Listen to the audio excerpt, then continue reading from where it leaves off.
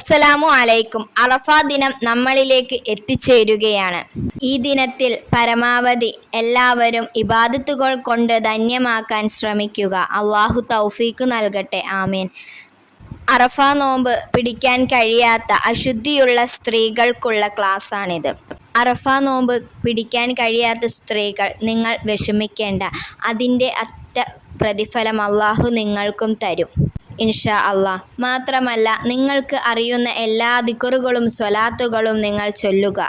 പ്രത്യേകിച്ച് അറഫാ ദിനത്തിൽ ചൊല്ലാൻ മുത്തുനബി സ്വല്ലല്ലാഹു അലൈഹി വസല്ലമ തങ്ങൾ പറഞ്ഞിട്ടുള്ള ഈ ദിക്റിലൂടെ ഒരുപാട് പുണ്യങ്ങൾ നിങ്ങൾക്ക് വാരിക്കൂട്ടാം. ഏതാണ് ആ ദിക്ർ എന്ന് പറയാം. ലാ ഇലാഹ ഇല്ലല്ലാഹു വഹ്ദഹു ലാ ശരീക ലഹു ലഹുൽ മുൽക്കു വലഹുൽ ഹംദു വഹുവ അലാ കുല്ലി ഷൈഇൻ ഖദീർ. ചുരുങ്ങിയത് 100 തവണ ചൊല്ലുക, അല്ലെങ്കിൽ അതിൽ കൂടുതൽ ചൊല്ലുക. അറഫാ ദിനത്തിൽ സൂറത്ത് ഇഖ്ലാസ് 1000 തവണ ചൊല്ലുക.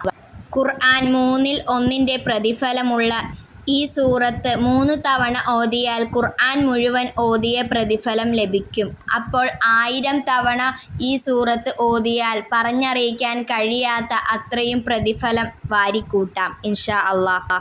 നബി സ്വല്ലല്ലാഹു അലൈഹി വസല്ലമ തങ്ങൾ പറയുന്നു, സൂറത്ത് ഇഖ്ലാസ് 1000 തവണ ആരെങ്കിലും അറഫാ ദിനത്തിൽ ഓതിയാൽ അവൻ ചോദിക്കുന്ന എല്ലാ കാര്യങ്ങളും അള്ളാഹു നടത്തിത്തരും. അറഫാ ദിനത്തിൽ രാത്രിയും പകലും നിങ്ങൾ ഈ സൂറത്ത് ഇഖ്ലാസ് 1000 തവണ ഓതി തീർക്കാൻ ശ്രമിക്കുക. ദിക്റുകളും സലാത്തുകളും അധികരിപ്പിക്കുക.